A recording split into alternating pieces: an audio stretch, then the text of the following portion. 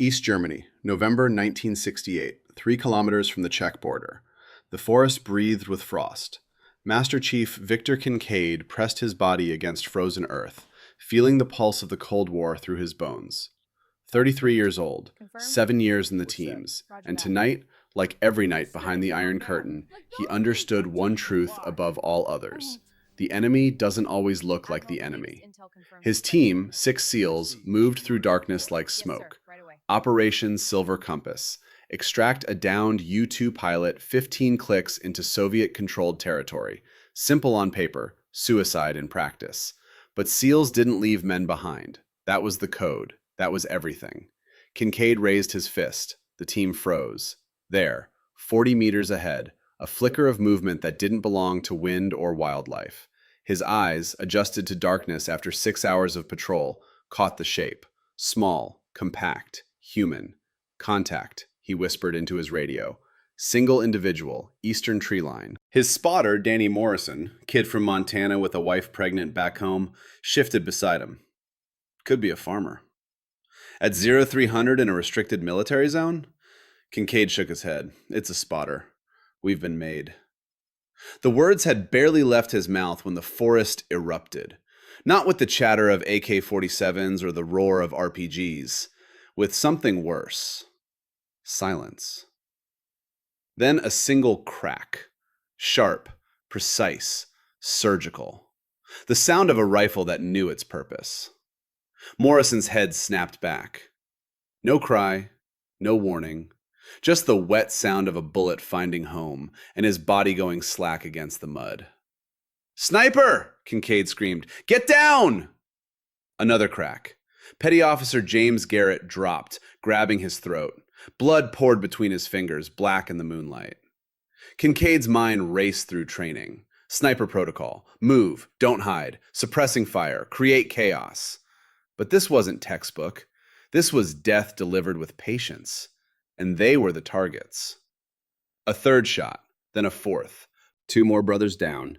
Kincaid low-crawled toward fallen logs, his M16 clutched so tight his knuckles went white. His remaining teammates scattered like leaves, trying to find the shooter, trying to return fire at a ghost. The 5th crack took his radio man. And then Kincaid saw her. Just for a second. A shape in the canopy, 40 feet up, wrapped in foliage that made her part of the tree itself. The moonlight caught her face. Young, maybe 20, with eyes that held no hatred, no anger, just focus, professional, cold. She was reloading. Kincaid didn't think. 30 years later, he'd still remember this moment with perfect clarity. He raised his rifle, centered the front sight post on that small shape in the darkness, and squeezed the trigger. The M16 bucked against his shoulder. 3-round burst. The shape fell. Not dramatically, not like in movies. She just let go. Dropped from the tree like fruit falling in autumn. Hit the ground with a sound that would echo in his nightmares for 3 decades. When they reached her body, Kincaid saw the rifle first. A Dragunov SVD, Soviet-made, but maintained with precision that spoke of pride. The wooden stock was worn smooth from use. "She's just a kid," someone said behind him. Maybe it was Anderson, who'd take a bullet 6 months later in Prague. Kincaid knelt beside the woman's body. Her eyes were still open, staring at nothing. In her breast pocket, he found identification. KGB officer, field medic, reassigned to sniper duty. And a photograph. A family. Parents, maybe siblings. People who would never know where she fell or why. She was a soldier, Kincaid said quietly, and she was better than all of us. He'd killed her, but she'd taught him something in those terrible seconds. Never, ever underestimate anyone.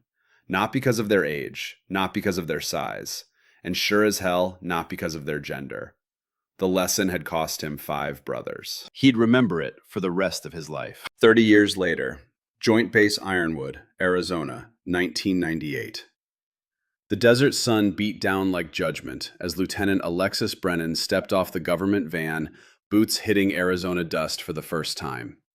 She was 30 years old, 5'6", 135 pounds of muscle, scar tissue, and carefully controlled rage. The van driver, some specialist with coffee stains on his sleeve, didn't look at her when he spoke. "Admin building's that way, ma'am. Check-in's on the 2nd floor." Alexis didn't thank him. She grabbed her duffel, standard issue marine green, packed light because that's what operators did, and walked toward the building like she owned the ground beneath her feet. Because, in a way, she did. Desert Storm, 1991. Marine Scout Sniper. 12 confirmed kills across Kuwait and southern Iraq. Honor graduate from sniper school. Expert marksman with rifle, pistol, and the kind of patience that let you wait 16 hours for a single shot. She remembered each one. Not with pride or shame, just with the clarity of someone who'd done what needed doing. Target 1. Iraqi Forward Observer. 600 meters, Highway 80, February 24th, 1991. He'd been calling in artillery on Marine positions. She'd put a round through his chest. The forward observer stopped calling. The artillery stopped falling. 83 Marines lived through that afternoon because of that shot. Target 12. Republican Guard Sniper. 800 meters, Kuwait City outskirts, February 27th. He'd killed 2 Marine officers and a Navy corpsman. She'd tracked him for 6 hours. Waited for him to get comfortable. Waited for him to think he was safe. Then put a round through the gap in his hide. 1 shot. Center mass. The sniper war ended there. 12 kills. 12 people who would never go home. She didn't celebrate them. Didn't lose sleep over them either. They'd been enemies. She'd been a Marine. That was the algebra of war. But today, walking toward this particular building on this particular base, Alexis understood something fundamental about the battle ahead. This wasn't Kuwait. The enemy didn't wear a different uniform. The enemy was already inside the wire, wearing the same flag she wore, speaking the same oaths, and that made them infinitely more dangerous. The admin building smelled like government-issue cleaning solution and old coffee. A specialist sat behind a desk, young enough to be her little brother, tired enough to be her grandfather. His nameplate read Davidson, keyboard that had seen better decades. He looked up when she entered. His eyes did the calculation every man's eyes did. Female, officer, combat ribbons that didn't add up to the face. The math confused them every time. Help you, ma'am? Alexis slid her orders across the desk. Lieutenant Brennan, checking in for the CQB instructor rotation. Davidson glanced at the papers, then back at her. His posture shifted, just slightly. CQB, huh? That's usually... He caught himself, cleared his throat. System's pulling your records now. The computer hummed, clicked. Alexis waited. Patient. She'd learned patience in sniper school. Sometimes you waited hours for a single shot. This was nothing. Huh, Davidson said, frowning at his screen. Your billet code's not loading right. Alexis leaned over just enough to see. You entered the wrong prefix. Should be NSW-DEV, not NSW-REG. He blinked, looked closer, realized she was right. His face colored slightly. System's glitchy today. System's fine, Alexis said. Her voice was neutral, not condescending, not angry, just factual. People read too fast. He corrected the entry. Her full record loaded instantly. Marine Corps Scout Sniper School, honor graduate, Desert Storm service record, 12 confirmed kills, Special Warfare Candidate pipeline, every box checked, every standard exceeded. Davidson printed her badge with slightly more respect than he'd started with. Long as you don't mind me saying, ma'am, he handed over the laminated card. We don't see many women in the CQB rotation. Alexis clipped the badge to her uniform without looking at him. You're about to see one. Try to keep up. She walked past before he could decide if he'd been insulted or impressed. The admin corridor stretched long and fluorescent, lined with the usual military motivational posters. Discipline equals freedom. Train like you fight. Photographs of anonymous warriors doing anonymous warrior things in anonymous deserts. Then Alexis saw something that made her stop. A corkboard, unofficial, the kind every unit had. Photos pinned up with thumbtacks, funny captions, inside jokes, most of it harmless. A barbecue, somebody's promotion ceremony, a joke about the Chow Hall meatloaf. But in the corner, half hidden behind a memo about dental appointments, was a photo that didn't belong. A young woman, female sailor, maybe 22, 23, taken from behind at an angle that suggested the photographer had been hiding. She was bent over, adjusting her boot, and someone had drawn on the photo with a marker, an arrow pointing at her rear, a crude caption that Alexis wouldn't repeat out loud. Below it, another photo, different woman, same angle, same violation. Alexis's jaw tightened, but she didn't touch the board. Not yet. Document first, react later. That was the rule. She pulled out her phone, took 3 photos from different angles. Date stamp, timestamp, location tagged. Evidence. Then she kept walking. Because tearing it down now would just alert whoever put it up. Across from the board, a security monitor cycled through camera feeds. Nothing dramatic. Hallways, doorways, empty benches. But Alexis's eye caught something wrong. The timestamp in the corner of the feed read 8:42. The clock above the reception desk read 8:51. 9 minutes off. Alexis glanced at a nearby corkboard, found a maintenance log clipped in a plastic sleeve. Routine stuff. HVAC repairs, plumbing work, light fixture replacements. But one entry repeated every week like clockwork. Bay 3, camera calibration, Friday, 1800 hours. Alexis memorized the pattern. Camera off by exactly 9 minutes. Weekly calibration in a specific bay. Photos of women violated without consent.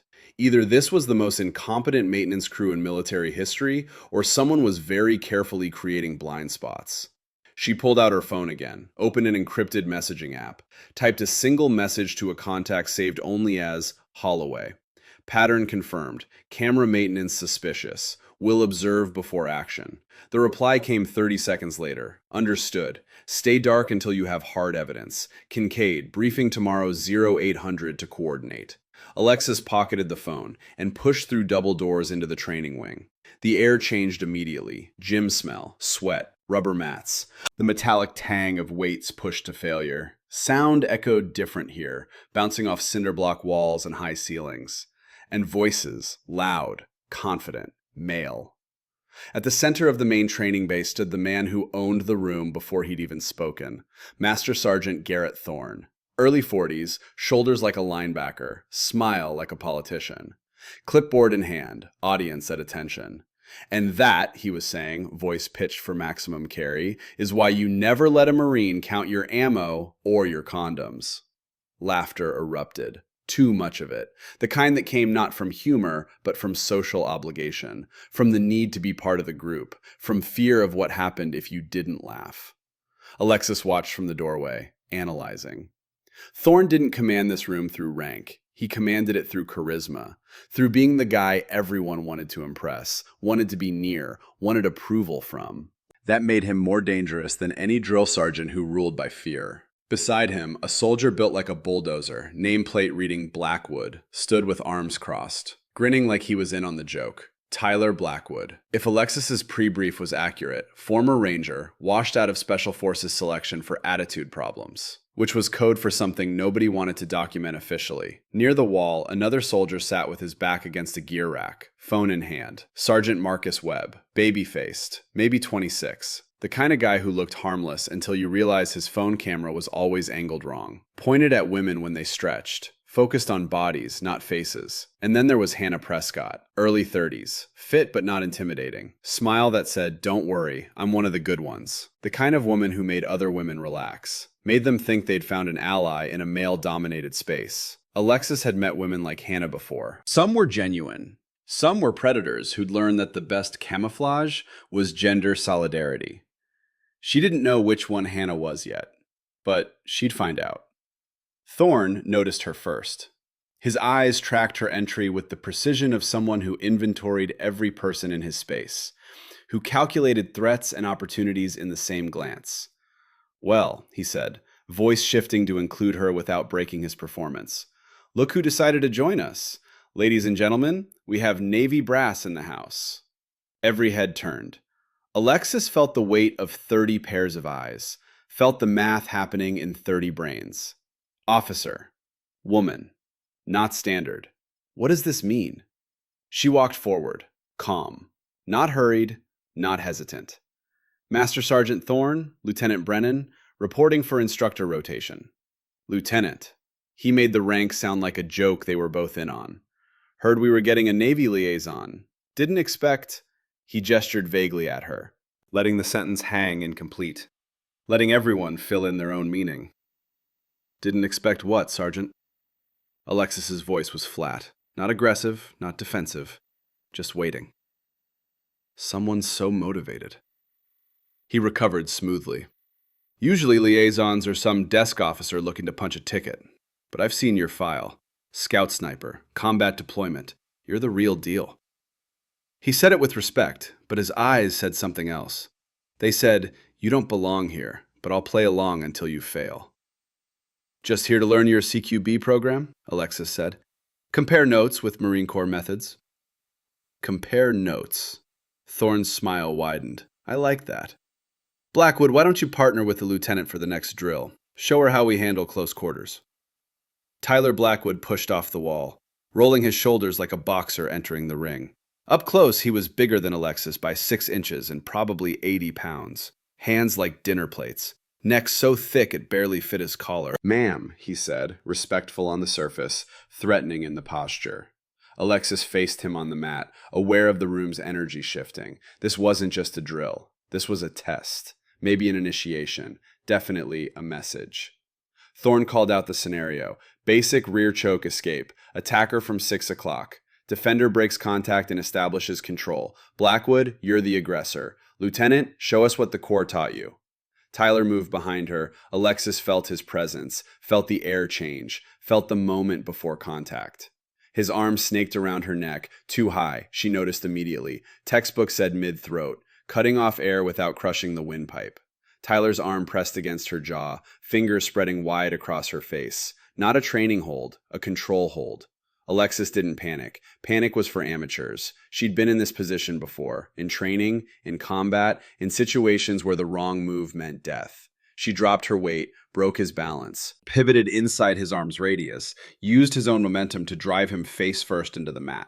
3 seconds, 4 movements, clean, efficient, textbook perfect. Tyler hit the ground with a grunt that suggested real pain. The room went silent. Alexis stepped back, breathing normal, hands loose at her sides. Incorrect hand placement, Corporal. You compromise your grip integrity before establishing control. That's not technique, that's carelessness. Tyler rolled over, face red. From the mat or from embarrassment? Hard to tell. He started to say something, but Thorne cut him off. Well, the Master Sergeant's smile was smaller now, sharper. Guess we know Navy girls can read a manual. Among other things, Alexis said. She felt the room recalibrate, felt the dynamics shift in ways both subtle and profound. She'd proven she wasn't easy prey, but she'd also proven she was a threat to the established order, which meant the next move wouldn't be in front of witnesses. Thorne clapped once, loud, breaking the tension. All right, people, reset stations, next drill in 5. Lieutenant, you're welcome to observe from the ready area. Get a feel for how we run things here. Translation, stay out of the way. Alexis nodded once and moved to the equipment racks where she could watch without being watched. Or so it seemed. But in the corner of her vision, she saw Marcus Webb, phone still in hand, scrolling through something on his screen. Saw Tyler mutter to Thorne. Saw Thorne's almost imperceptible nod. And she saw Hannah Prescott approaching with a water bottle and a smile too friendly for someone who just watched Alexis humiliate one of her colleagues. That was impressive, Hannah said quietly. Tyler's not used to getting dropped so fast. I'm sure, Alexis said. She took the water bottle, didn't drink from it yet. You're Sergeant Prescott? Hannah.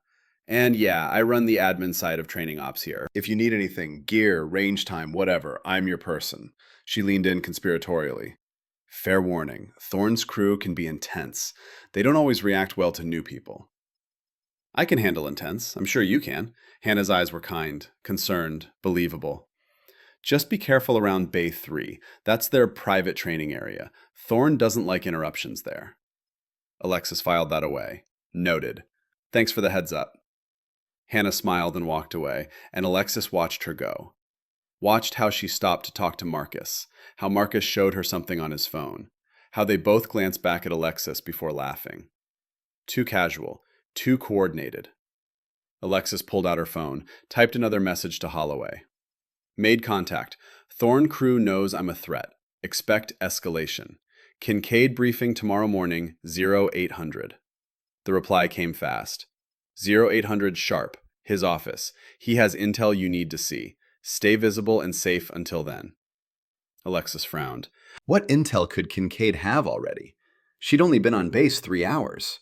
Unless he'd been investigating too. The base was quiet at 2,200 hours. A few sailors moving between buildings, but no one paying attention to a female officer walking with purpose. Alexis reached the training wing, found the loading dock door propped open, tape over the latch, probably for smoke breaks. She slipped inside. The corridor was dark, but her eyes adjusted quickly. She moved heel-toe, silent, controlled, the way she'd moved through Iraqi bunkers during Desert Storm. Bay 3's door was locked, but Alexis had learned to pick locks in recon school. 30 seconds later, she was inside. The space was smaller than the main training area. Mats on the floor, equipment racks, nothing obviously wrong, but Alexis's instincts screamed. She found the storage closet at the back, opened it carefully. Behind stacks of training pads, she found a mini fridge. Inside, VHS tapes, dozens of them, each labeled with dates and initials. May 15th, 1998, HP. June 3rd, 1998, MC. July 20th, 1998, KL. Alexis's hands shook. She pulled out her phone, photographed every tape, every label, made sure the metadata tagged location and time. Evidence. She was about to close the fridge when she heard voices outside. Close, getting closer. Told you Friday's better. More time to set up. Thorn's voice. Hannah says the SEAL bitch has been asking questions, Tyler said. We should move this up, handle her before she becomes a problem. Alexis's heart spiked, but she didn't panic. She moved fast and silent, deeper into the closet, behind equipment racks, curling into a space barely large enough for her body. Phone on silent, knife in hand. The bay door opened, lights flickered on. I'm telling you, she's not going to fall for the standard approach, Marcus said. She's trained. She knows patterns. Then we use something she doesn't expect, Thorn replied. Hannah brings her here tomorrow night, tells her Master Chief Kincaid wants to meet privately, discuss her role off the record. Sound reasonable, using Kincaid's name? Tyler sounded uncertain. That old man's connected. If he finds out, he won't. Thorn's voice was confident. He thinks women don't belong in the teams anyway. He'll believe she misunderstood, got the wrong message, and by the time he figures it out, we'll have our insurance. Alexis forced herself to breathe slowly, quietly, through her nose. They were 10 feet away. What about the tapes? Marcus asked. Should we move them? Nah, nobody knows about the fridge except us. And even if someone found them, who's going to believe we kept evidence of our own crimes right here? It's too obvious. That's the beauty. Hide in plain sight. Thorn's footsteps moved toward the storage closet. Alexis coiled, ready. If he opened that door, she'd have 2 seconds to decide, fight or talk her way out. The door started to open, then from outside the bay. Master Sergeant Thorn, you in there? Thorn froze. Who's that? Sergeant Denton, sir. Duty NCO. Got a situation with the vehicle bay. Need you to sign off on some paperwork. Thorn swore under his breath. Yeah, coming. He turned to the others. Blackwood, Webb, let's go. We'll handle this tomorrow. The lights went off. The door closed. Alexis stayed absolutely still for 5 full minutes, counting heartbeats, making sure they were really gone. Then she moved. Out of the closet, out of the bay, out of the building, back into the Arizona night where the air tasted like freedom and her legs shook with adrenaline finally released. She had everything she needed. Photos of the tapes, overheard confession of their plan. Tomorrow, she'd brief Kincaid. Together, they'd build the trap. And Thorn's crew would walk right into it. The sun hadn't risen yet when Alexis found herself sitting in her quarters, unable to sleep despite exhaustion pulling at her bones. Her phone buzzed. Text from an unknown number. Lieutenant Brennan. This is Master Chief Kincaid. 0800, my office. We need to talk. Before you do anything else, trust me on this. Alexis stared at the message. Kincaid reaching out directly, not through channels, not official. That meant he knew something, or suspected something, or both. She typed back, "Roger that, Master Chief. I'll be there." Then she did something she hadn't done since leaving Kuwait. She pulled out her old Sig Sauer P226, the one that had been with her through Desert Storm, checked the magazine, loaded, chambered around. Target 12's rifle had been a Dragunov, same model as the Soviet operative who'd killed Kincaid's team in East Germany, same precise patience. Different war, same lesson. Never underestimate, never assume. She wasn't planning to use the pistol, but planning for the best while preparing for the worst had kept her alive through 12 encounters with people who wanted to kill her. It would keep her alive through whatever came next. 800 hours. Time to meet her official mentor, Master Chief Victor Kincaid, the man who would either help her burn down this system or become part of the wall she'd have to break through. Outside her window, Arizona dawn broke like copper fire across the desert. And Alexis Brennan, first female SEAL candidate, prepared for the kind of battle they didn't teach in any school. The kind where the enemy wore your uniform, spoke your oaths, and counted on your silence. That ended today. Master Chief Victor Kincaid's office smelled like 30 years of service. Old coffee, government issue furniture that had survived 3 wars, a single photograph on the wall. SEAL Team 2, East Germany, 1968. Young men with hard eyes and weapons that belonged in museums now. Alexis Brennan stood at attention in front of his desk at precisely 0800 hours. She'd been awake for 26 hours straight, running on adrenaline and the kind of focus that came from knowing you were walking into a trap tomorrow night. Kincaid looked up from a folder spread across his desk. 63 years old, gray at the temples, scars on his hands from 3 decades of violence, but his eyes were sharp. Predator's eyes, the kind that saw through bullshit and calculated angles before you finished your first sentence. "Sit down, Lieutenant. Close the door." Alexis did, immediately alert. His tone wasn't the formal mentor-student dynamic she'd expected. "I read your file 3 times, Kincaid began without preamble. "Marine Scout Sniper, 12 confirmed kills in Desert Storm. Volunteered for the SEAL pilot program even though you had to know it would make you a target." He leaned back. His chair creaked. "So my first question is, why? Because I'm better at this than most of the men who get to do it," Alexis said. "And because if I don't, the next woman who wants to won't have a path to follow." Kincaid was quiet for a moment. Then he said something that made Alexis's spine straighten. "In 1968, I watched a Soviet operative kill 5 of my teammates. She was 20 years old, maybe younger, better than any shooter I've ever seen before or since." He paused. "She taught me never to underestimate anyone based on what they look like. But here's what I didn't learn until 30 years later. The lesson doesn't matter if the system's designed to ignore it. You think the system's designed to fail me? I think the system's designed to protect itself, and you're a threat to how it operates." He pulled out a folder, slid it across the desk. "Which brings me to my second question. What do you know about Master Sergeant Garrett Thorne?" Alexis's pulse quickened. "He runs the CQB training program. Charismatic, popular. Why?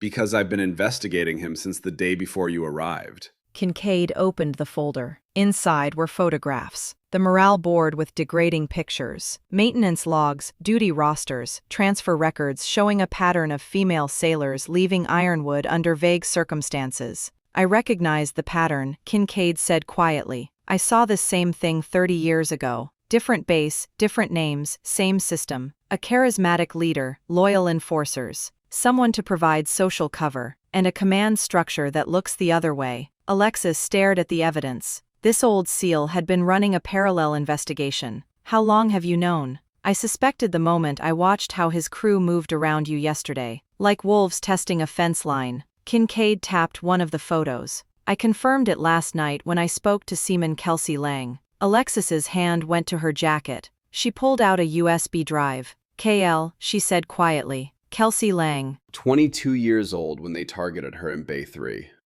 Transferred off base citing personal reasons. Working at a grocery store in San Diego now. Gave up her Navy career because staying meant living with what they did to her. Kincaid's jaw tightened. I spent 3 hours convincing her to talk. She gave me names. 5 other women, all victimized, all forced out rather than fight.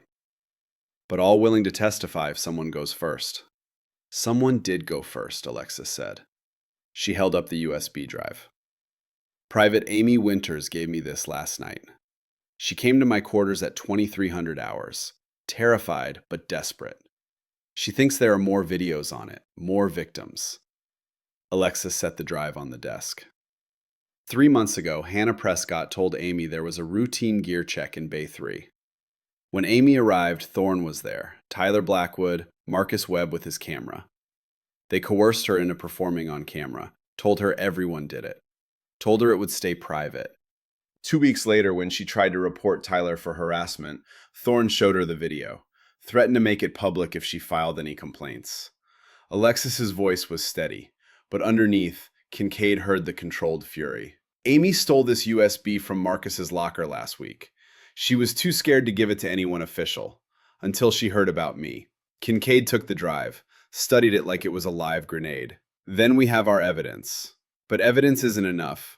We need them caught in the act, on record, with federal witnesses. They're planning something for tonight, Alexis said. I was in Bay 3 last night, heard them talking. She watched Kincaid's eyebrows rise. You infiltrated Bay 3, found the tapes, photographed everything. But I didn't take anything. Didn't want to compromise the chain of evidence. She showed him her phone photos. Dozens of VHS tapes, each one labeled with dates and initials. There are at least 30 victims, Chief. Maybe more. I recognized 3 sets of initials from transfer records. HP is Hannah Prescott herself, 2 years ago. That's how they recruited her. They broke her first. Kincaid studied the photos, his face hardening with each swipe. When he looked up, his eyes held something cold and controlled, fury tempered by decades of discipline. I reported something like this once, he said quietly. 30 years ago. Different base. A major was abusing female personnel. I documented everything. Went through proper channels. He closed the folder. You know what happened? They buried it. Worse, they promoted him, and they sent me to count supplies in Alaska for 3 years. Told me if I ever spoke about it again, I'd be court-martialed for making false statements against a superior officer. Kincaid's voice was level, but underneath, Alexis heard the weight of 30 years of regret. I learned then that the system doesn't reward truth. It punishes it. Unless you have evidence so overwhelming, so public, that ignoring it costs more than acknowledging it. Which means we need to catch them in the act, Alexis said. Which means you're planning to walk into their trap tonight. It wasn't a question. Alexis nodded anyway. Good, Kincaid said, because so am I. He stood, moved to his filing cabinet, pulled out a locked case. Inside was an old 1911 pistol and a compact recording device, military grade. I made calls last night. NCIS agent Sarah Holloway is standing by with a tactical team at a hotel 20 minutes from base. JAG lawyer Commander Patricia Walsh is ready to file charges the moment we have evidence. And a forensic tech I trust is prepared to process everything, including that USB. Alexis felt something ease in her chest. She'd been prepared to do this alone, but having backup, having someone who understood the mission, that changed everything. Why are you helping me? She asked. You're 6 months from retirement. This could cost you everything. Kincaid looked at the photograph on his wall, at the young men who died in that East German forest. Because I'm tired of counting the cost of doing nothing. Because every time I played it safe, someone else paid the price. He turned back to her. That woman in East Germany taught me something.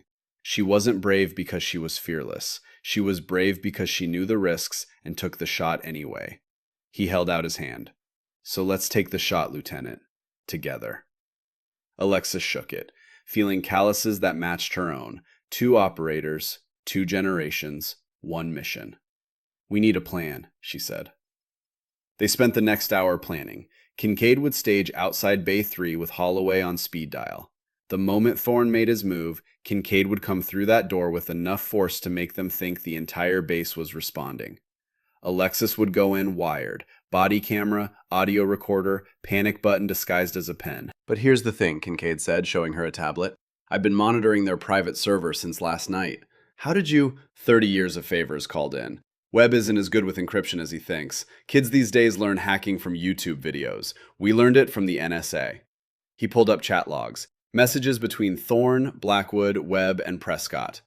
They're planning to have Thorne and Blackwood in the room, Webb filming from the closet, Hannah as the voice of reason if you resist. Classic good cop routine. She'll offer you a way out, make you think you have an ally. Then when you trust her, they've got you."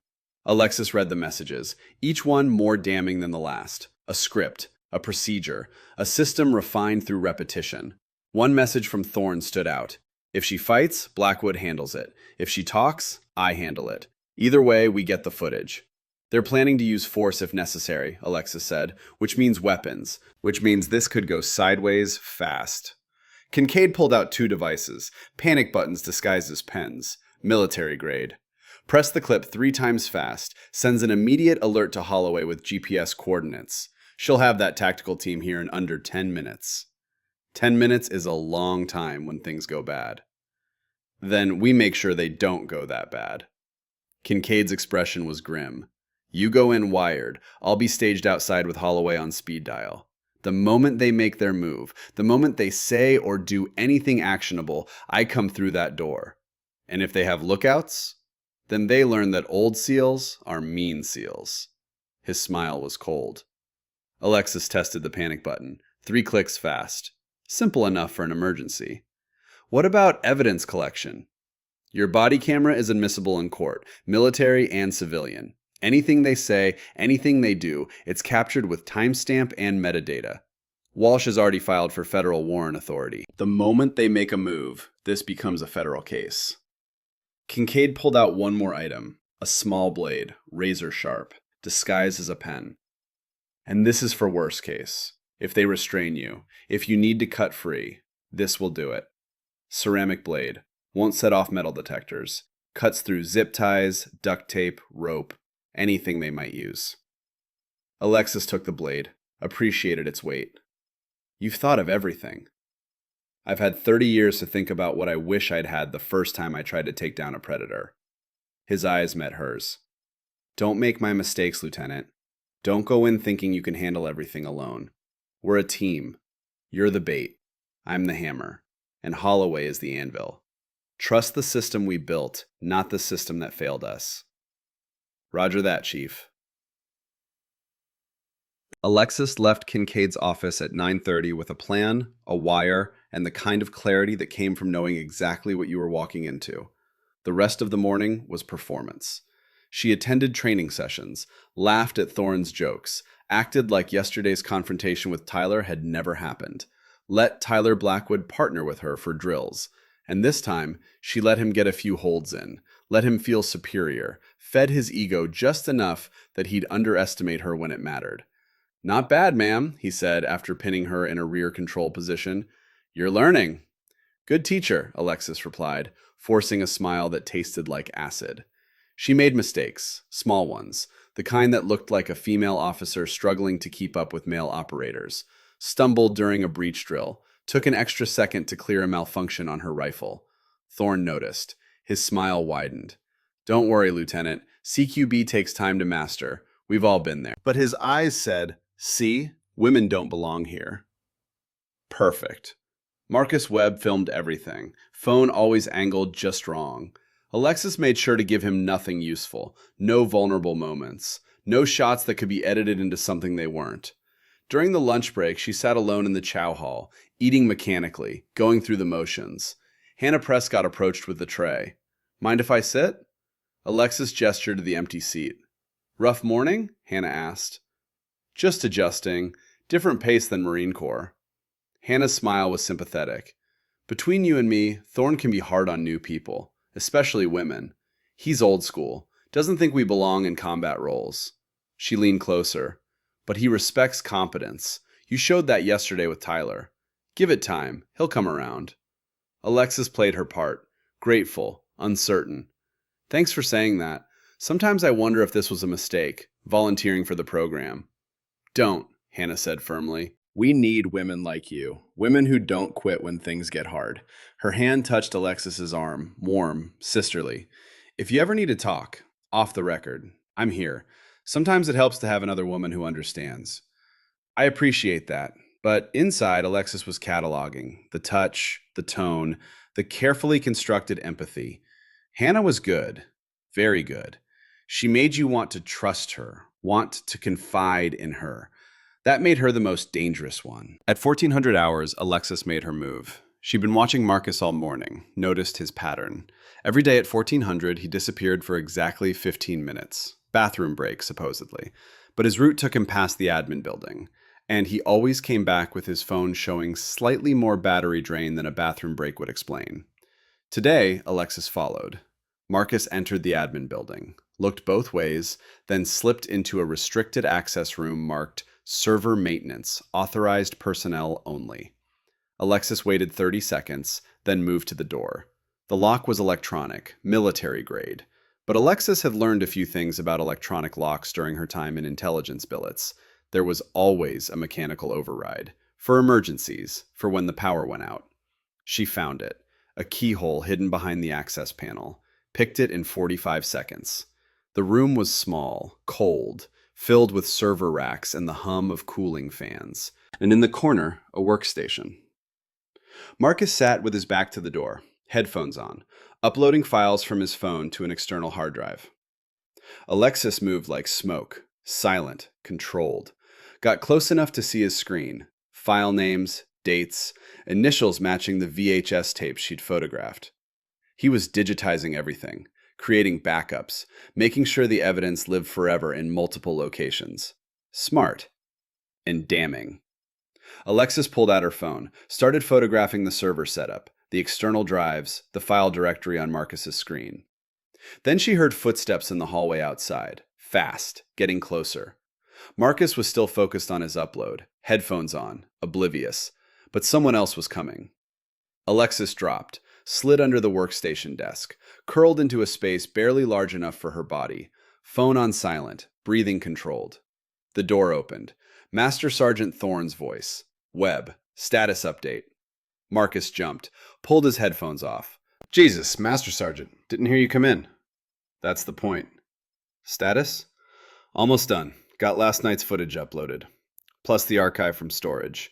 Everything's backed up to 3 separate locations now. Cloud storage, external drives, and the secure server here. Good. Colonel Morrison called this morning. Wants confirmation the Brennan situation is handled by end of week. Under the desk, Alexis's heart rate spiked. Colonel Morrison. Field grade officer. Command level. This went higher than she'd thought. It'll be handled tonight, Marcus said.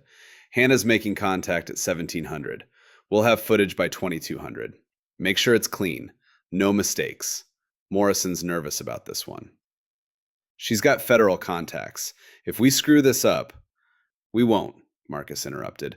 Same procedure as always. Worked 30 times. No reason it won't work again. Thorne was quiet for a moment. Famous last words, he said finally. But you're right. We've refined this. It's foolproof. He walked closer to the desk. Alexis coiled, ready.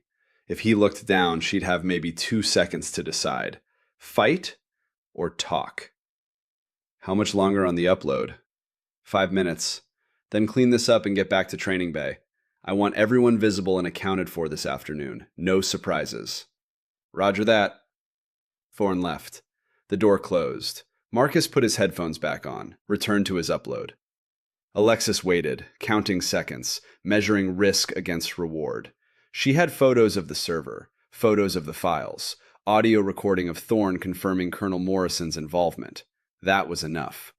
She waited until Marcus's upload hit 90%. Then she moved, rolled out from under the desk, across the floor, out the door, into the hallway, gone before Marcus even knew she'd been there. Alexis found an empty conference room, locked the door, pulled out her phone.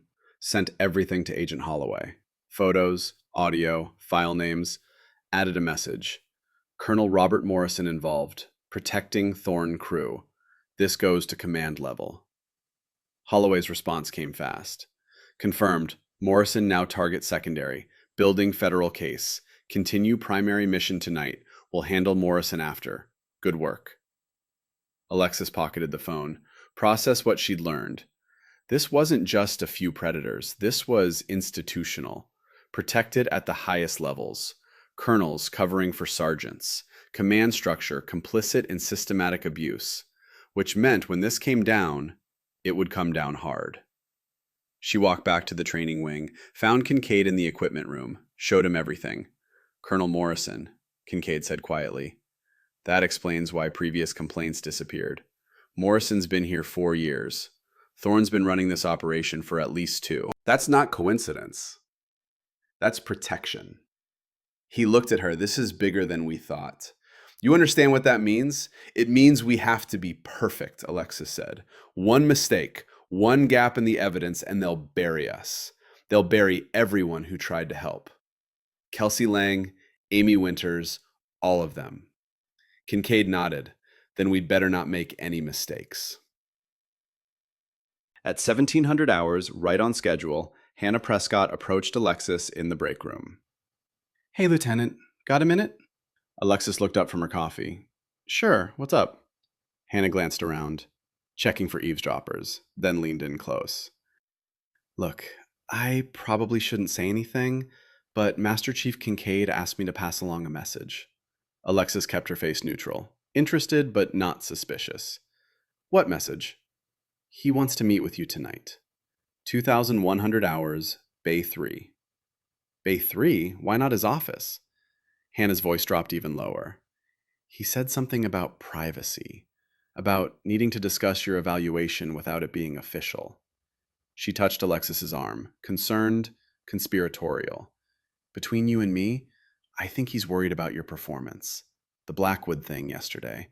Tyler's got friends in high places, and this morning's drills, you seem to struggle a bit. Kincaid might be trying to give you a heads up before it becomes a problem. Before it goes in your official record. Perfect bait. Concern for career. A chance to fix things before they went wrong. Appeal to ambition and fear in equal measure.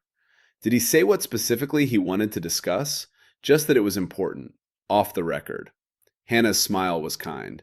He's old school, you know, doesn't trust phones or emails, likes to handle things face to face, man to man, or in this case, man to woman. She laughed, self-deprecating, making a joke about the old ways. Alexis pretended to think about it.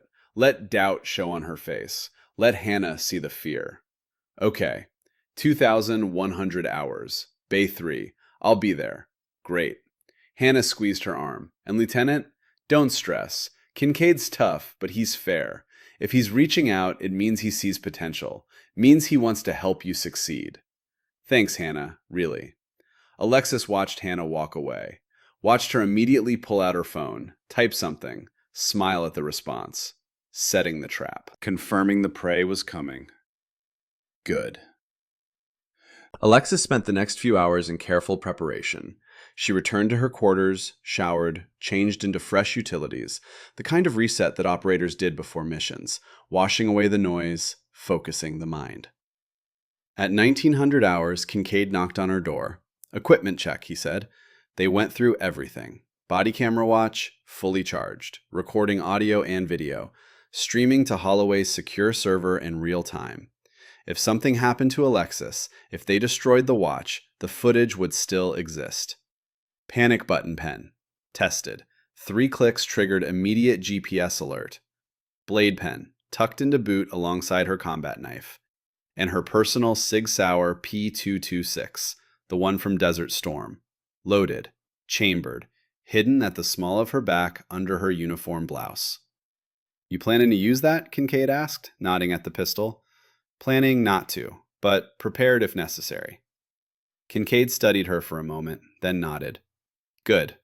Hope for the best. Prepare for the worst. That's what kept me alive for 30 years. He handed her one more item, a small, flesh-colored earpiece, nearly invisible. I'll be on the other end, listening. If you need to signal me without using words, cough twice. That's my cue to move immediately. No waiting for Thorne to finish talking. 2 coughs means come now. Alexis fitted the earpiece, tested it. Kincaid's voice came through clear. Loud and clear, Lieutenant. Loud and clear, Chief. At 2,000 hours, they ran through the plan one final time. Kincaid would stage in the maintenance building adjacent to Bay 3, 45 seconds at a run from the door. Holloway's tactical team would be parked at the vehicle bay, 2 minutes out if things went completely sideways. Alexis would enter Bay 3 at 2055, 5 minutes early. Operator habit. Survey the ground. Establish sight lines. Prepare. The moment Thorne confessed, the moment they made any overtly criminal move, Kincaid would breach. What if they grabbed the panic button? Alexis asked. Then you cough twice. I'll be listening the whole time. What if they jam my camera feed? Holloway's monitoring the stream. If it cuts out, she moves immediately. But Webb isn't sophisticated enough for that. He's a digital pack rat, not a hacker. What if they have more people than we think? Then you fight until I get there. And I will get there. Kincaid's eyes were steady. You're not alone in this, Lieutenant. Remember that. You're the tip of the spear. But I'm right behind you. And I've been sharpening this particular blade for 30 years. Alexis took a breath. Let it out slow. For Kelsey Lang, for Amy Winters, for 30 women who lost their careers because no one stood with them. For all of them, Kincaid agreed, and for the next woman who wants to try. So she doesn't have to face this. So she walks into a system that protects her instead of the predators. At 20:30, Alexis walked across base toward the training wing. The Arizona night was cool, clear, stars overhead like scattered diamonds. She passed sailors moving between buildings. None of them knew what was about to happen. None of them knew that in the next 2 hours, their base would change forever. She observed her surroundings with operator's eyes. 2 sentries stationed near the training wing entrance. Not normal. Thorne's crew preparing for resistance. Good. Meant they were worried. Worried people made mistakes. At 20:50, she reached the training wing. The sentries straightened when they saw her rank. Evening, ma'am. Evening, Alexis said. Kept walking, confident, like she belonged. They didn't stop her. Bay 3's door was closed but unlocked. Alexis entered at precisely 2055. The room was exactly as she remembered. Fluorescent lights humming, mats spread across the floor, equipment racks along the walls, privacy film on the windows making them opaque. But knowing what she knew now, the room felt different. Smaller, more like a cage than a training space. Alexis walked the perimeter, checked sightlines, noted the closet where Marcus would hide with his camera, noted the exit, only one door, no windows. They'd chosen this space specifically, containable, controllable. She touched the panic button pen in her pocket. 3 clicks. That's all it would take. Her watch recorded everything, the timestamp, the empty room, her calm breathing. In her ear, Kincaid's voice, whisper quiet. I'm in position. Holloway's team is staged. You're not alone. Roger that, Alexis subvocalized, barely moving her lips. She stood in the center of the room, checked her watch. 2102. Any second now. The door opened. Master Sergeant Garrett Thorne stepped through, and the expression on his face when he saw Alexis was almost worth the entire risk. Surprise, then calculation, then a slow smile that held no warmth. Lieutenant Brennan, he said, closing the door behind him. The lock engaged with a soft click that sounded like thunder. So glad you could make it. Alexis centered herself. Operator mode. Combat breathing, heart rate controlled. This was it. The trap had been set. The prey had arrived. Now came the part where she turned predator into evidence. Sergeant Prescott said Master Chief Kincaid wanted to meet here, Alexis said. Is he coming? Thorne's laugh was cold. Kincaid? He pulled out his phone, typed something. No, Lieutenant, this meeting is just for us. The door behind Alexis opened. Tyler Blackwood stepped through. Moving to block her exit, then Marcus Webb. Phone already raised, red recording light blinking. 3 men, 1 woman, 1 door. And somewhere outside, 45 seconds away, Victor Kincaid listened to every word, counting down the seconds until he came through that door like the wrath of 30 years of regret made flesh. The fluorescent lights in Bay 3 hummed with the frequency of judgment. Alexis Brennan stood in the center of the room, surrounded by 3 men who thought they'd trapped her. But traps only worked when the prey didn't know they were walking into one. Master Sergeant Garrett Thorne circled her slowly, predator assessing prey. His smile was the kind that came from years of getting away with it, from a system that protected him more than it protected the women he violated. So, Lieutenant, I bet you're wondering what this is really about. Alexis kept her voice level, her body language open, non-threatening. The watch on her wrist recorded everything. The earpiece in her ear connected her to Kincaid. The panic button in her pocket was 3 clicks away from federal intervention. But she needed the confession first, needed them to hang themselves with their own words. Sergeant Prescott said Master Chief Kincaid wanted to meet. Hannah simplified things, Thorne said. He pulled out his phone, showed her the screen. You're here. That's what matters. The screen displayed video thumbnails, dozens of them, each one showing a different woman, different room, same violation, same Bay 3 background. Alexis felt ice settle in her stomach, but she kept her face neutral. What is this? This, Thorne said, voice dropping into something intimate and threatening, is my insurance collection. Every woman who came through here thinking she was special, thinking she could challenge how we operate. He swiped through the thumbnails, casually, like he was showing vacation photos. Each one learned humility. Each one decided that keeping quiet was better than having certain footage become public. Behind her, Tyler Blackwood shifted, blocking the door more completely. In the corner, Marcus Webb's phone camera tracked everything, red light blinking. You're admitting to blackmail, Alexis said quietly. I'm admitting to having leverage. There's a difference. Thorne stepped closer, close enough that Alexis could smell his cologne. Expensive, the kind of detail that said he took pride in his appearance, in his control. And now we're going to add you to the collection. You're going to say some things, do some things, all on camera, nice and clear. And then you're going to finish your rotation here, fail your SEAL evaluation, and transfer out quietly. He tapped his phone. Because if you don't, your Navy career, your reputation, everything you've worked for, it all becomes a file on the internet. Forever. Your face attached to things you'll never live down. Alexis's mind calculated angles, distances, timing. Thorne was 3 feet away, Tyler 6 feet behind her, Marcus in the corner with the camera. 1 door, no windows. Kincaid was 45 seconds out, Holloway's team 2 minutes. She needed to keep them talking, needed them to confess to everything. Names, numbers, pattern. How many women? She asked. Thorne's smile widened. He thought she was breaking, thought fear was making her compliant. Does it matter? Enough. 30. Maybe more. We've refined the process over 2 years. It's efficient now. Sustainable. 30 women, Alexis repeated. For how long? 2 years, maybe 3, he shrugged. Time flies when you're building something that works. And the command knows? Thorne's eyes flickered, just for a second. A tell. Command knows what they need to know. Colonel Morrison understands that sometimes maintaining order requires flexibility, requires making problems go away quietly. There it was, command-level protection, conspiracy, on camera, time-stamped, admissible. Alexis made her decision, the calculated risk that would either secure the evidence or put her in immediate danger. My body camera has been recording this entire conversation, she said clearly. Everything you just said is already uploaded to federal servers. You just confessed to multiple felonies on the record. For 1 frozen second, nobody moved. Then Thorne's face changed. Confidence cracked. Desperation flooded in.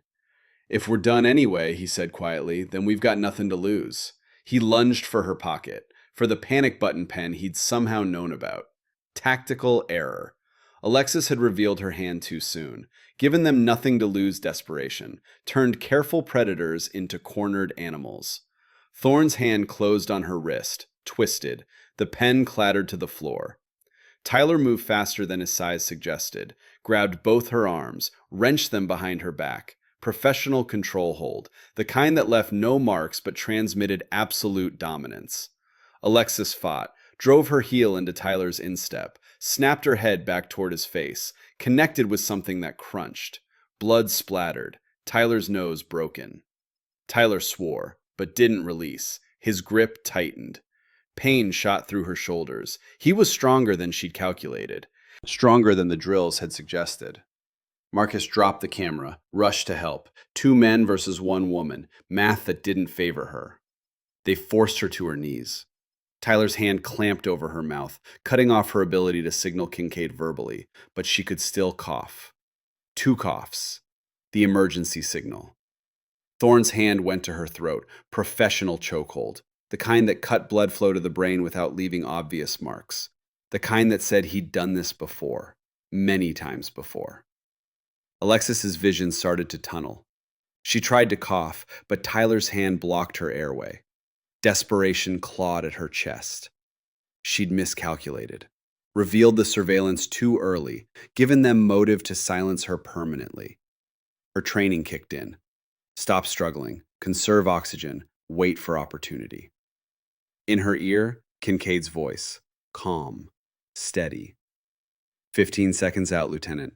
Hold on. 15 seconds was forever when you couldn't breathe. Thorne pulled a knife, military grade, serrated edge, the kind meant for utility, for cutting through obstacles, through resistance. "One more for the collection," he said, "before this all goes to hell." Alexis stopped fighting, went limp, playing unconscious, buying seconds, buying time.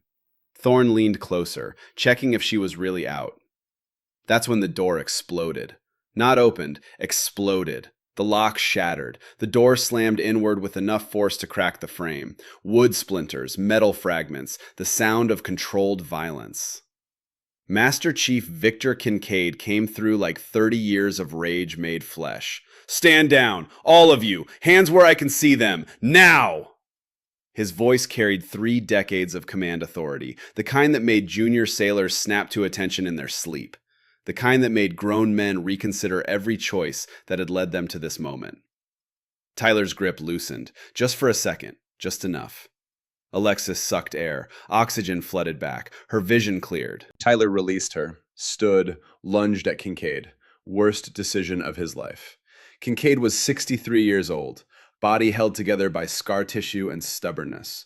But he'd been a SEAL when SEALs still trained in techniques that weren't approved for modern warfare. When the instructors had learned their craft in Korea and the Philippines, when combat meant survival, not points in training.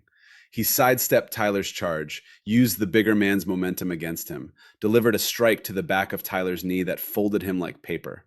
Before Tyler could recover, Kincaid had him in a blood choke, rear naked choke, the kind that cut blood flow to the brain without damaging the windpipe. Textbook execution. Tyler struggled, clawed, tried to break free. His strength was useless against technique refined over 40 years. 5 seconds later, he went limp.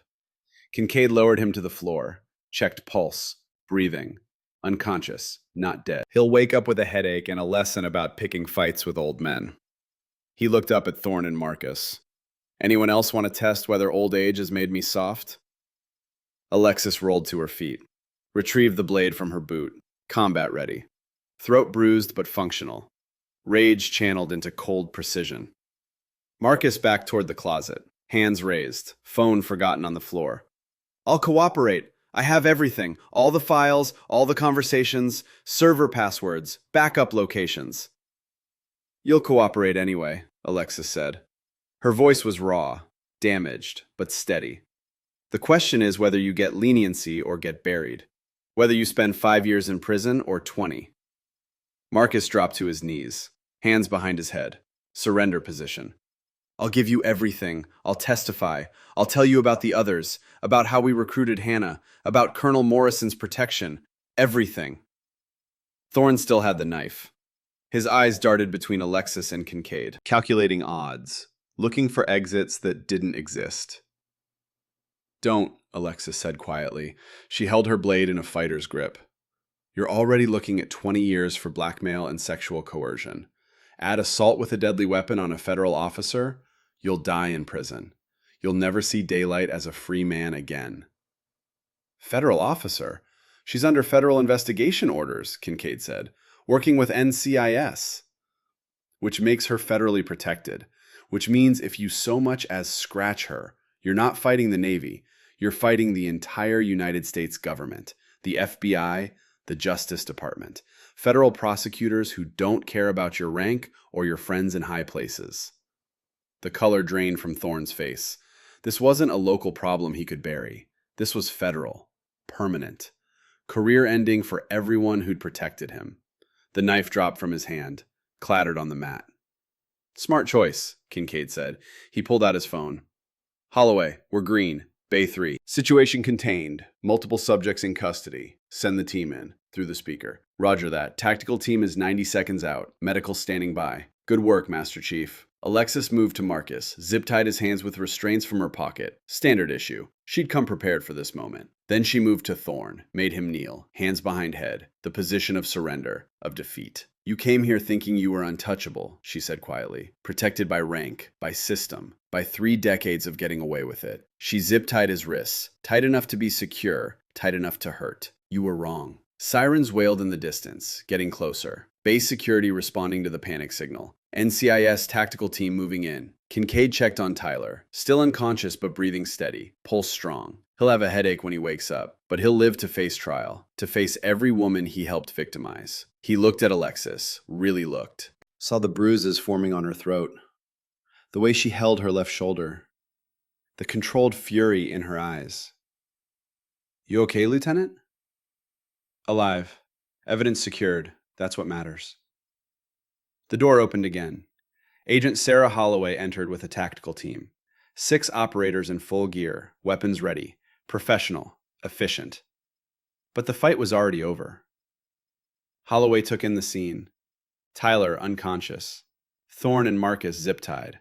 Alexis and Kincaid standing like soldiers after battle. Status? 3 subjects secured, Alexis reported. Her voice was steady despite the damage to her throat. Multiple felony confessions captured on body camera. Evidence of systematic sexual coercion, blackmail, and conspiracy. Colonel Morrison's involvement confirmed. 4th subject, Hannah Prescott, needs immediate detention. Already handled, Holloway said. We picked her up 20 minutes ago trying to leave base through the north gate. Had 2 external hard drives, a laptop, and $47,000 cash. She's been cooperative since arrest. She nodded to her team. Bag and tag everything, every device, every recording, every piece of evidence. I want this case so airtight it doesn't matter how many lawyers they hire. I want them looking at this evidence and telling their clients to take the deal. NCIS agents moved efficiently through the room, photographing, cataloging, processing, building the kind of case that ended careers and started prison sentences. One agent found the mini fridge, the VHS tapes. Called out, "Got 32 tapes here, all labeled, all bagged as evidence." Another agent processed Marcus's phone. Camera roll has over 300 files, video and photos, some dating back 3 years. Holloway pulled Alexis and Kincaid aside. I need statements from both of you, full debrief, every detail. It's going to be a long night. You'll have it, Alexis said. But first, Kelsey Lang and Amy Winters and the other victims. They need to know it's over. They need to know they're safe now. I'll make the calls personally, Holloway promised. Starting with Lang. She's been waiting by her phone all day. Hasn't slept since Master Chief contacted her. Holloway's expression was serious. But Lieutenant, there's going to be fallout. Thorne's lawyers will argue entrapment. Defense will try to discredit your testimony. They'll dig into your past, your relationships, anything they can use. This is going to get ugly before it gets resolved. Let it get ugly, Kincaid said. We have evidence, we have confessions. We have 30-plus victims who are ready to testify now that someone finally listened. Let them try to discredit that. Holloway smiled, sharp and satisfied. I like how you think, Master Chief. Commander Walsh is already drawing up federal charges. Conspiracy to commit sexual assault, multiple counts of coercion, obstruction of justice. And that's just the start. When we process web servers and Hannah's hard drives, we'll probably add more. The NCIS team finished their collection. Thorne, Tyler, and Marcus were let out in handcuffs, each one looking smaller than they had an hour ago. Tyler, conscious now, confused, defeated. As they filed past, Thorne looked at Alexis one last time. You destroyed everything. My career, my life, all of it. His voice was bitter, broken. For what? For women who couldn't hack the pressure? Who couldn't handle a little hazing? Alexis met his eyes. Her voice was cold and clear. Number. For women who shouldn't have had to. For women who served honorably and were betrayed by men wearing the same uniform. She let the words sit. There's a difference, and you're going to have 20 years in prison to think about it. He was gone then, swallowed by federal custody, headed toward a future of legal proceedings and prison sentences, and the slow realization that 30 years of getting away with it had finally caught up. Kincaid touched her elbow. Come on, Lieutenant, let's get you checked by medical. Then we write this up. They walked out of Bay 3 together. Behind them, NCIS agents continued processing the scene. Tomorrow, they'd tear the room apart, pull out hidden cameras, recover every piece of evidence, convert the space from crime scene to memory. But tonight, they'd just ended its reign of terror. Outside, the Arizona night was cool and clear. Alexis breathed deep, tasting freedom and desert dust and the particular satisfaction of a mission accomplished. Chief, she said, thank you for believing me, for risking everything. Kincaid was quiet for a moment. Then he said something that made Alexis understand why he'd waited 30 years for this moment. In East Germany, I watched good people die because someone with power made bad decisions. I swore if I ever had power, I'd use it differently. He looked at her. Took me 30 years to keep that promise. Thanks for giving me the chance. They walked in silence toward the medical building. Two warriors who just won a battle most people would never know about. Sometimes that was enough. Sometimes that was everything. The next morning, Alexis sat in a windowless conference room that smelled like stale coffee and government bureaucracy, telling her story for the fourth time in 6 hours. Agent Holloway sat across the table, Commander Patricia Walsh from JAG beside her, both taking notes, both building the kind of case that would withstand every legal challenge Thorne's defense could mount. Let's go over the timeline one more time, Holloway said, voice patient despite the hour. You entered Bay 3 at 20:05 5 hours. Master Sergeant Thorne arrived at 21:03. Walk me through exactly what he said about the previous victims. Alexis repeated it again, word for word, pulling from memory trained to retain detail under stress. Every sentence Thorne had spoken, every threat Tyler had made, the moment Marcus admitted they had a collection. Walsh typed furiously, occasionally stopping to ask clarification questions. When Thorne showed you the phone with video thumbnails, could you identify specific individuals? 3 of them. I'd seen their photos in the admin corridor. 2 others I'd seen around base during training rotations. Alexis paused, remembering the faces. Young. Scared. Violated. But I recognized Bay 3 in every single frame. Same room. Same setup, same mat patterns, same equipment racks, same predators. That's good, Walsh said. That establishes pattern and premeditation. Combined with Webb's devices and physical evidence from Bay 3, we're looking at conspiracy charges that'll stick. Multiple counts. Federal jurisdiction. The debrief continued for another 2 hours, building the case, documenting everything, creating a record so complete that no lawyer, no matter how expensive, could find gaps to exploit. Finally, Holloway closed her notepad. You should know we've already made contact with 8 of the previous victims. 4 are willing to testify immediately. The others need time, but they're considering it now that Thorne's in custody, now that they know they won't face retaliation. She pulled out a folder. Kelsey Lang is drafting a victim impact statement as we speak. Amy Winters has requested to testify in person, says she wants to look Thorne in the eye and tell him what he took from her. Holloway slid a document across the table, and we found something else, Hannah Prescott's personnel file. 2 years ago, she filed an assault complaint against Thorne. Investigation ruled inconclusive. 2 weeks later, she transferred to his unit as admin support. Alexis stared at the document, understanding flooding in. They broke her. Then recruited her. Holloway nodded. She attempted suicide in her cell early this morning, around 0400 hours. Note said, I thought if I became like them, they'd stop hurting me. Instead, I became the monster. She survived. She's in psychiatric care now, cooperating fully in exchange for reduced sentencing. Her testimony about how they recruit accomplices will be crucial for understanding the full scope of the operation. Alexis felt the complexity settle over her. Hannah wasn't pure villain or pure victim. She was the gray space the system refused to acknowledge. A cautionary tale about what happened when trauma victims had no support, no path except survival. What about Colonel Morrison? Walsh answered. When we analyzed Webb's server, we found evidence Morrison was aware of Thorne's activities, didn't participate directly, but took steps to protect him when complaints were filed, reassigned victims, buried investigations, intimidated potential witnesses. She closed her laptop. Morrison's being relieved of command pending investigation, looking at obstruction of justice charges at minimum, possibly conspiracy. His career is over. He'll likely face court-martial and prison time. How high does this go? Alexis asked quietly. As far as we can prove, Morrison and one major named Hendricks. Both are done, careers over, facing federal charges. But Lieutenant, the investigation is ongoing. There may be others. Holloway leaned forward. You need to understand something. When you take down a network like this, there's fallout. People who benefited from the system who looked the other way, they're all going to be scrutinized. Some careers will end.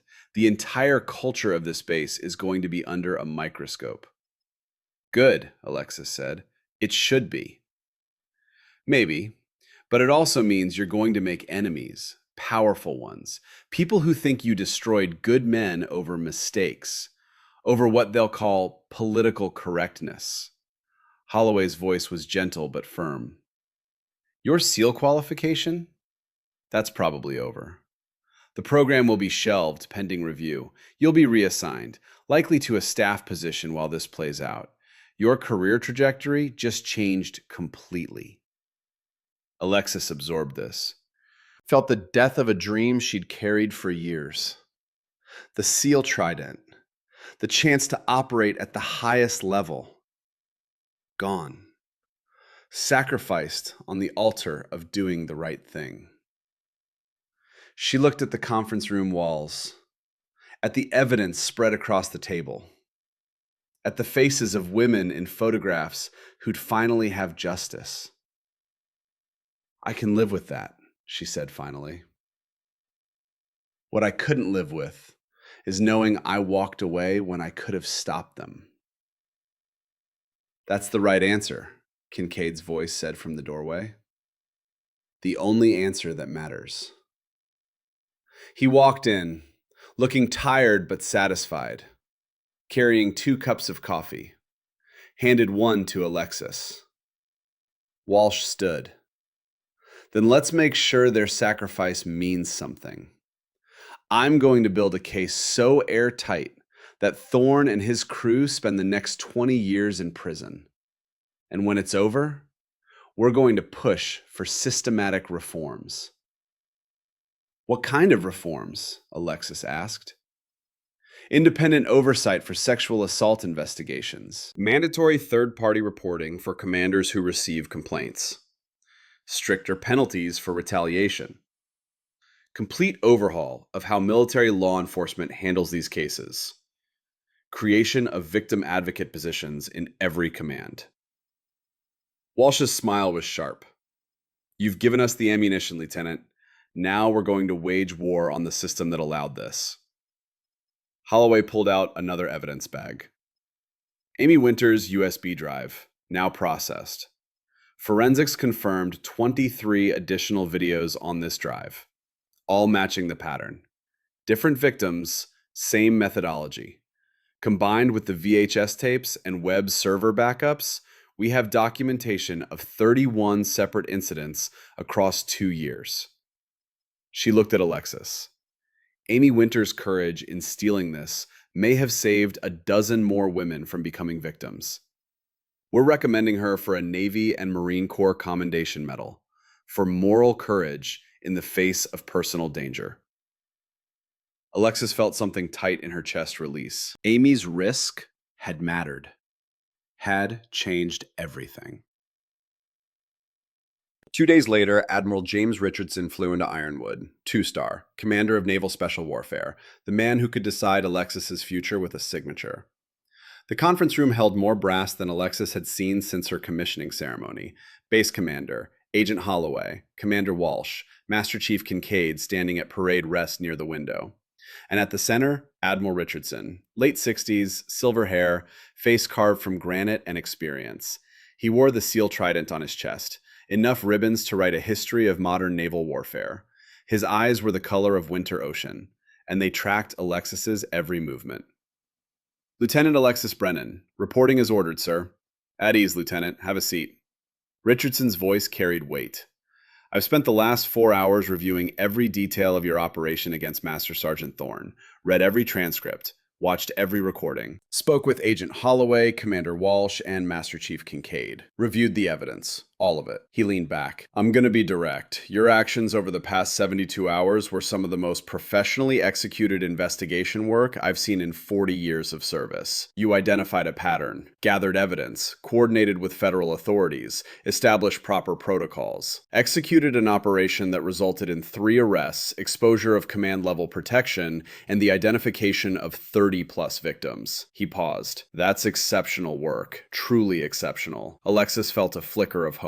However, and there it was, your actions also violated approximately 17 regulations regarding proper channels, unauthorized investigations, and operational risk. You put yourself in danger without proper authorization. You operated outside your official capacity. You made decisions that, had they gone differently, could have resulted in casualties or a failed prosecution. You could have been killed in that room, Lieutenant. The hope died. Richardson stood, walked around the table, stopped directly in front of her. Which brings me to my decision regarding your SEAL qualification status. The room held its breath. You're out of the program. Alexis felt the words land like physical blows. Out. Finished. Not because you failed, Richardson continued, but because the program is being suspended for comprehensive review. We're rebuilding from the ground up. New protocols, new oversight, new culture, new everything. It'll take at least 2 years before we accept another female candidate. He pulled up a chair, sat facing her at eye level. Unusual for an admiral. By then, you'll be aged out of the pipeline. The physical standards don't bend. And you'll be 32. Too old to start BUD/S. I understand, sir. Alexis's voice was steady despite the collapse inside. I don't think you do. Richardson leaned forward. Lieutenant, you came here to become a SEAL, but what you did instead was more important. You exposed systematic rot we should have caught years ago. You saved lives. Not with a rifle, not with direct action, with courage and intelligence and a refusal to accept that this was just how things were, that this was just boys being boys. He glanced at Kincaid. Master Chief Kincaid has been telling me for 30 years that we need operators who can fight enemies we don't train for. Not insurgents, not foreign militaries, but corruption within our own ranks. People who use the uniform as camouflage for predation. Richardson pulled out a folder. The Navy needs you, Lieutenant, not as a SEAL candidate, as something different, something more important. He opened the folder. I'm establishing a new office within Naval Criminal Investigative Service, Special Victims Investigation Unit, military and civilian personnel. Operating with federal authority. Specifically focused on sexual assault and harassment cases in special operations communities. He looked at her steadily. We're going to clean house across every SEAL team, every special boat unit, every NSW support command, every special operations unit in every branch. And I want you to lead it. Alexis stared at the folder. Lieutenant Commander rank. Immediate promotion. You'll report directly to NCIS Command, with advisory authority to flag officers. Your job is to do what you did here. Find the predators, build the cases, burn down the systems that protect them, no matter how high they go. He paused. Master Chief Kincaid has agreed to serve as your senior advisor until his retirement, after which Agent Holloway will assume the operational oversight role. Alexis looked at the folder. at the future she hadn't chosen, hadn't wanted. The SEAL Trident had been her goal for years. Sir, I appreciate the offer, but I became a Marine to fight. I joined the Navy to operate. Investigation work, desk work, that's not what you are, Kincaid interrupted quietly, is someone who fights battles that need fighting. Whether that's in Iraq with a rifle or in a conference room with evidence. The weapon changes, the mission doesn't. Richardson nodded. You wanted to be a SEAL because you believed in protecting people, in being excellent, in serving at the highest level. This is all of those things. It's just not what you pictured. It's not kicking down doors in Syria. But it's saving lives. More lives than you ever could as a SEAL operator. He leaned forward. I'm not going to order you to take this position, but I am going to tell you that if you walk away, if you go back to the fleet and pretend these 3 days didn't happen, you'll spend the rest of your career wondering what you could have accomplished, wondering how many more women became victims because you chose the easy path. Alexis looked at the folder, looked at Holloway, who nodded encouragingly, at Walsh, who smiled, at Kincaid, whose expression said he understood. The death of one dream, the birth of another she hadn't chosen. How many cases are pending? She asked quietly.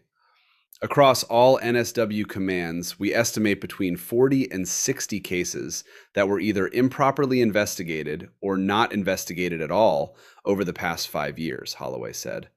Some subjects are still active duty. Some have already separated. All deserve justice. All deserve someone who gives a damn. 40 to 60 cases. Kelsey Lang times 40 times 60. Alexis opened the folder. Inside was a formal offer letter, a position description, and a list of preliminary cases. The first case file showed a photo of a young woman, 24 years old, petty officer 2nd class, assigned SEAL Team 7. Reported sexual assault by team leader. Investigation closed due to insufficient evidence. Victim transferred to recruiting office in Nebraska. Alleged perpetrator promoted 6 months later. Alexis read the name, read the story, felt the familiar burn of rage. If I take this, she said slowly, I want complete operational independence. No chain of command interference. No one shutting down investigations because they're politically inconvenient. No one telling me to stop because the target is too important or too connected. You'll have it, Richardson said. Federal authority means federal protection. You answer to NCIS and to me. No one else. Not even the Secretary of the Navy can shut you down without my approval. And if I find officers at your level involved, admirals, generals, then you burn them down too. No one's above this, Lieutenant. No one. I don't care if they're Medal of Honor recipients. I don't care if they're war heroes. If they're predators, they go down. Alexis looked at the photo one more time. Thought about Kelsey Lang, about Amy Winters, about the 30 women whose tapes sat in evidence lockup, about every woman who'd ever been told her assault was just boys being boys, about every woman who'd left service because staying meant living with what they did. She thought about the SEAL Trident she'd never wear, the dreams she'd carried since deciding the Marine Corps wasn't enough. And then she thought about what Kincaid had said. The weapon changes. The mission doesn't. I'll take it, she said. On one condition. Name it. Kelsey Lang, Amy Winters, and every victim in Thorne's case. They get priority access to VA benefits, mental health services, career counseling if they want back into service. And their records get amended to show they didn't quit. They didn't fail. They were forced out by a hostile environment that we failed to protect them from. Done, Richardson said. Welcome to your new command, Lieutenant Commander Brennan. He stood, extended his hand. Alexis stood, shook it, felt the weight settle on her shoulders. Not the weight of a trident pin. The weight of 40 cases. 60 cases, however many were out there. Hidden in bureaucracy and silence. When do I start? Yesterday. Your first case is already waiting. Fort Hood, Texas. Pattern matches what you found here. Female soldier, multiple complaints, all dismissed. She's contacted NCIS asking specifically for you, by name. She read about Ironwood in the military press. Kincaid moved beside her. I'll make travel arrangements. 2 days later, Alexis stood in Bay 3 one final time. The room was completely empty now. Every piece of equipment removed, every surface scrubbed, sanitized, ready to be repurposed. On the wall where the camera had been hidden, someone had mounted a plaque, bronze, official, permanent, in memory of survivors who found their voice, in honor of those who listened. This room once harbored silence and shame. Now it stands as testimony that truth, however painful, will always matter more than comfort. Bay 3 dedicated November 1998 to the principle that justice delayed is not justice denied. Alexis read it 3 times, feeling the weight of what it represented. This room had been a factory of trauma. Now it was a memorial. Not perfect, not enough, but something. Footsteps behind her. Kincaid carrying 2 duffel bags. Ready? We've got a flight to Texas in 4 hours. Yeah. Alexis turned from the plaque. Hey, Chief. What happened to the woman in East Germany? The Soviet operative. Kincaid was quiet for a long moment. I carried her identification for 30 years, kept it in my wallet as a reminder. Every time I thought about taking the easy path, I'd look at her photo and remember what capability looks like. He pulled out his phone, showed Alexis a scanned document. Her name was Svetlana Volkova, 20 years old when she died, KGB field medic, reassigned to sniper duty during the Prague Spring operations. She'd volunteered, wanted to fight. He swiped to another image, a recent email. Found her family 2 years ago through veterans organizations. Her nephew's a university professor now, teaches Cold War history in Prague. Did you tell them? Sent him a letter through official channels. Told him I was the American operator who killed his aunt. Told him she died like a warrior. Told him I carried her memory not as a trophy, but as a reminder that courage doesn't belong to one side. That capability has no gender. What did he say? He thanked me. Said his family had wondered for 30 years what happened to her, whether she'd been captured, whether she'd suffered. Knowing she died in combat, fighting for what she believed in, it gave them peace. Kincaid pocketed his phone. Sometimes the best you can do is make sure people are remembered for who they were, not what others made them, not how they died, but who they were when they lived. Alexis thought about Kelsey Lang, about Amy Winters, about the woman at Fort Hood, about all the victims whose names she'd learn. Then let's make sure they're remembered, she said. They walked out together, leaving behind the ghosts, but carrying the mission. The work began immediately. Flight to Fort Hood, then Norfolk, then Quantico, base after base, case after case, each one different, each one the same. Predators wearing the uniform, victims forced to choose between justice and career, and systems designed to protect power instead of people. But with each case, the pattern became clearer, the solutions more refined, the network of investigators stronger. 6 months into her new command, Alexis sat in her office at NCIS headquarters in Virginia, reviewing case files spread across her desk like a map of institutional failure. Fort Hood, closed, 3 arrests. Naval Station Norfolk, active investigation, 2 suspects. Marine Corps Base Quantico, preliminary evidence gathering.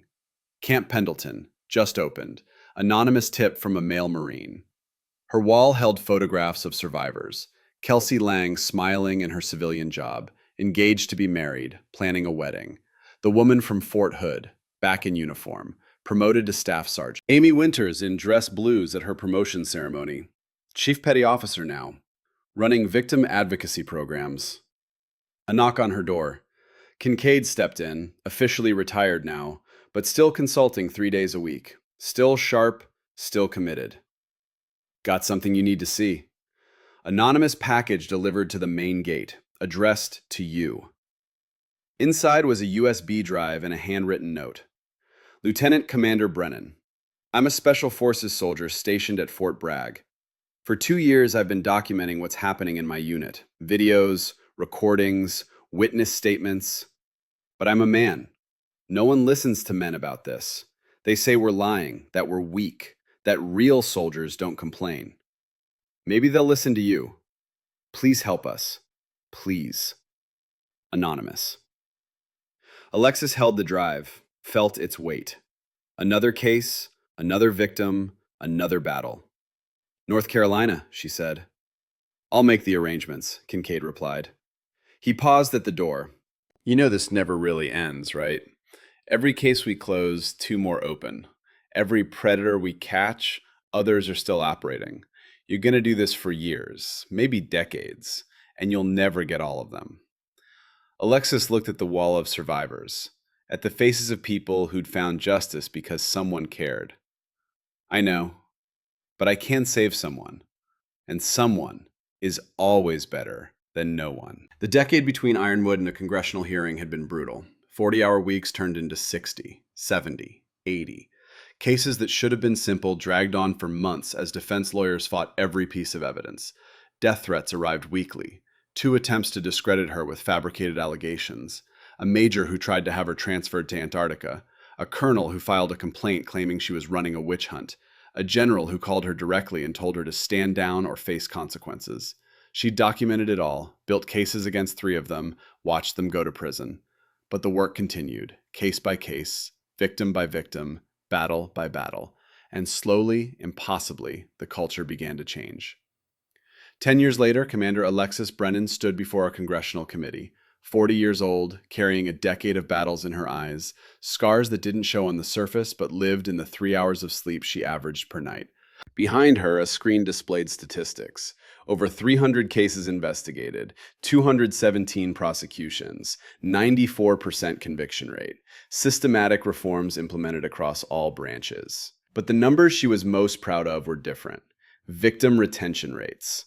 Of the women and men who'd reported through SVIU, 73% had remained in service or returned to service after their cases were resolved. 73% who hadn't been forced to choose between their careers and their safety. In the gallery, Master Chief Victor Kincaid watched from his wheelchair, 73 years old now, looking frailer than he had at Ironwood, but his eyes were still sharp.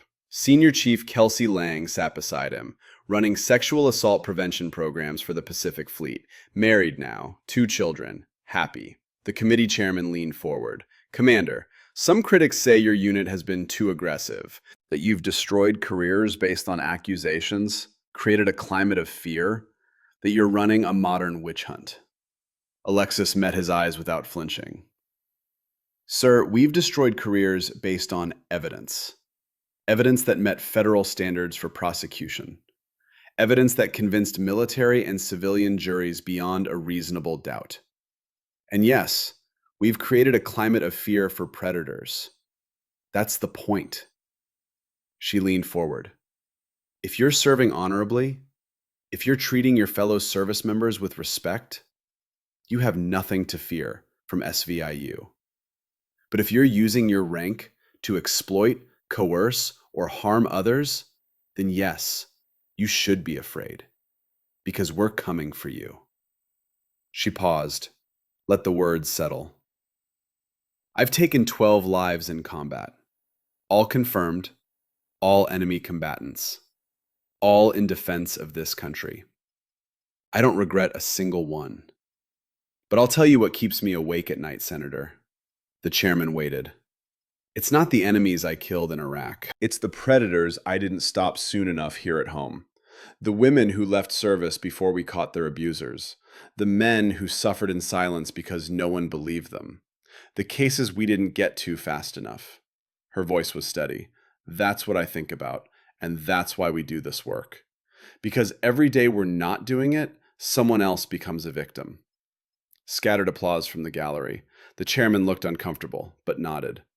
One final question, Commander.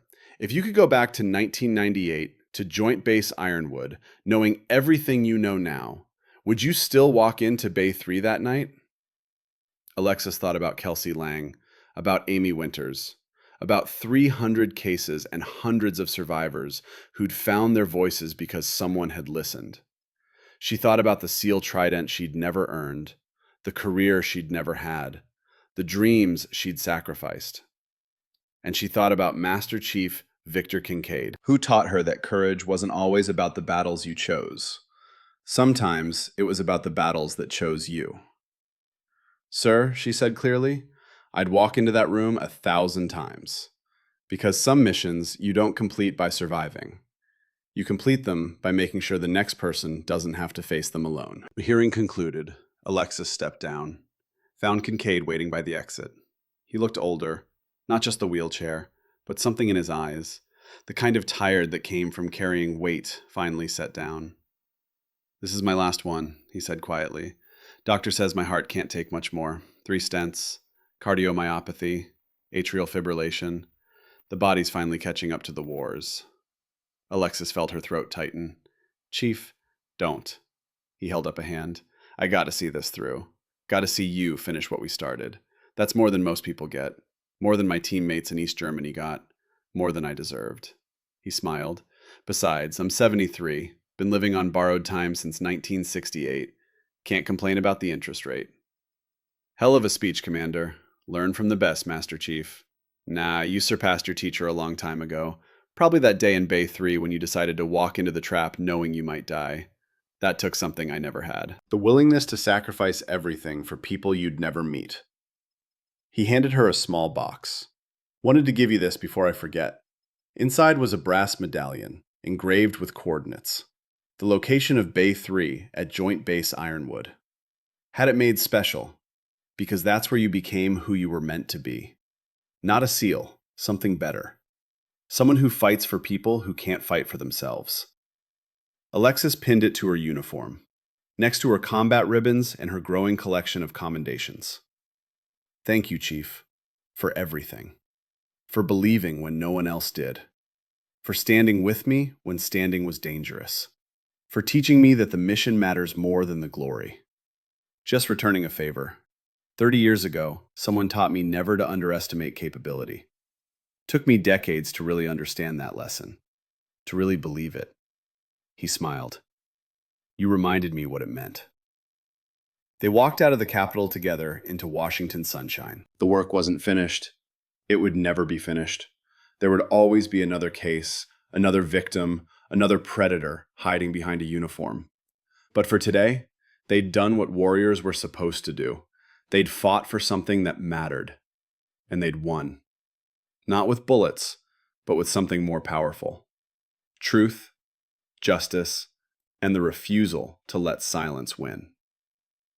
Behind them, Kelsey Lang caught up, flanked by Amy Winters, now a Chief Petty Officer herself, and 2 other survivors from the original Ironwood case, women who'd returned to service, who'd rebuilt their lives, who'd transformed trauma into purpose. Commander, Kelsey said, we're starting a nonprofit, support group for survivors of military sexual trauma. We want to call it the Bay 3 Foundation. Turn that place from a symbol of harm into a symbol of healing. She paused. What do you think? Alexis looked at these women, survivors, warriors, sisters. I think that's exactly what that room should become. A reminder that even the darkest places can be reclaimed, that even the worst damage can be healed, and that silence, no matter how powerful, eventually breaks against the truth. They walked together down the Capitol steps, these warriors who'd fought battles no one saw, who'd won victories that would never make headlines, who'd changed a system that had seemed unchangeable. The weapon had changed, the mission hadn't, and the war, the real war, the one against institutional rot and protected predators and cultures of silence, that war continued. But they'd won enough battles to know it could be won, and that was enough. That was everything. Alexis touched the brass medallion pinned to her uniform, felt the weight of Bay 3's coordinates, the place where she'd stopped being a SEAL candidate and become something more important. A warrior who understood that some battles were fought in rooms, not deserts, with evidence, not rifles, for justice, not glory. The sun set over Washington, painting the monuments in amber and gold, and Commander Alexis Brennan walked toward tomorrow, toward the next case, the next victim, the next fight that mattered. Because the mission never ended. It just kept choosing people brave enough to answer.